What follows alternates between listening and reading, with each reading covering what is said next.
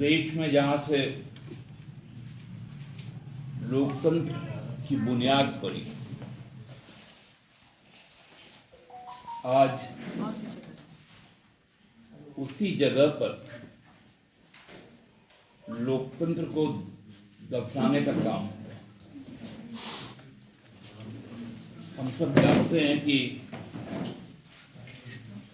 वैशाली वो पवित्र भूमि है जहाँ पहली बार 17वीं सदी में लोकतंत्र का एक प्रारूप सामने आया था। उसके बाद पूरे भारत खंड में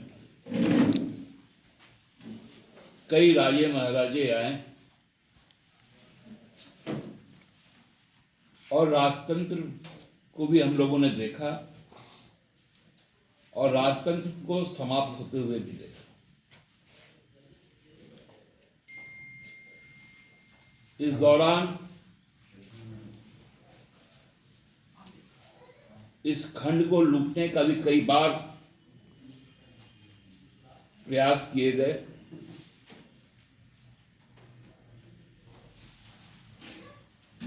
और वो लूट भी लेकर गए, लेकिन देश फिर से गड़ उठा। ये बिगड़ने और गढ़ने का काम इस देशवासियों ने देखा है। फिर बाहर से व्यापार करने वाले जो लोग आए, उन्होंने भी अपना शासन स्थापित किया। उनके खिलाफ भी देश ने लड़ने का काम किया और मुक्ति भी मिली और देश में संविधान के साथ साथ नया लोकतंत्र भी आया।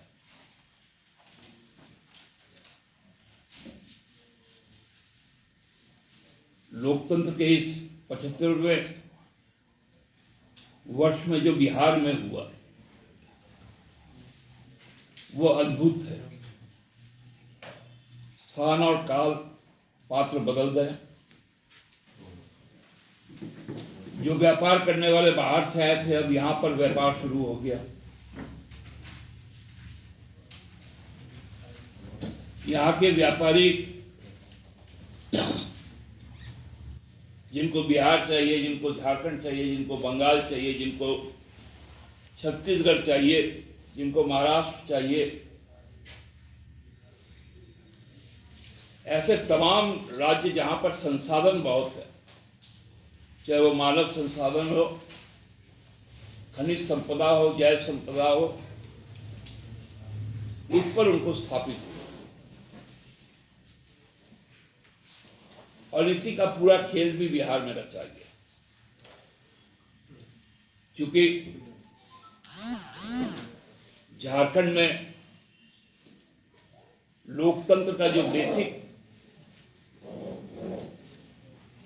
तत्व है, मूल तत्व है, वो है सामुदायिकता। और ये प्राचीन काल से आदिवासी संस्कृति का वाहक है। इसलिए झारखंड में उनकी मंशा सफल नहीं। प्रयास तो यहां पर भी किए गए थे।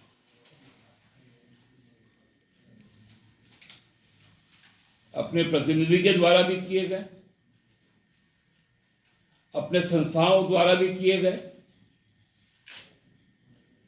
लेकिन भगवान बिरसा सिधू कान्हू जो सामुदायिकता की संस्कृति थी, जो परंपरा थी,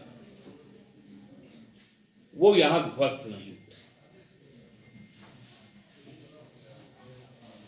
लेकिन बिहार में हुआ।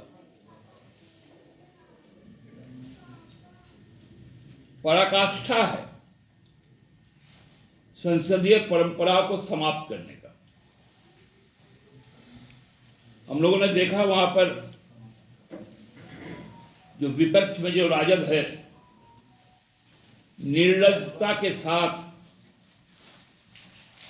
वह सत्ता पक्ष के साथ जाकर बैठ गए और उसको मान्यता सदन के संरक्षक ने दी। मतलब जो संरक्षक है वही आज भक्षक है। और वो ऐसा शक्ति है जिसका संचालन दिल्ली से होता है।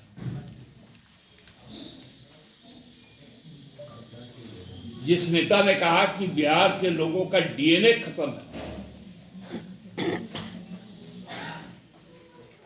आज तो वही साबित हो गया। तो क्यों आपने उस डीएनए को बहाना बनाकर लोगों के बीच जाने का काम किया?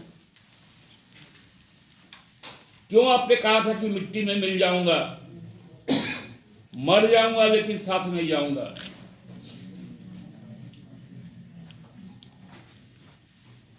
चोर दरवाजे से आपको क्यों बार बार जाना पड़ता है?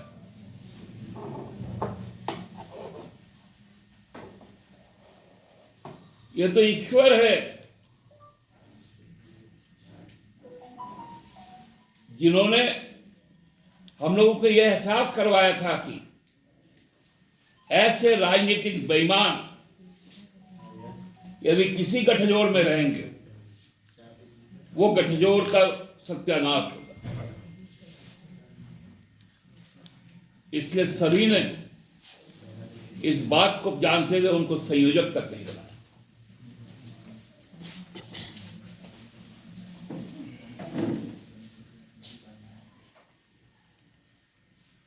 एक नया परंपरा शुरू हो गया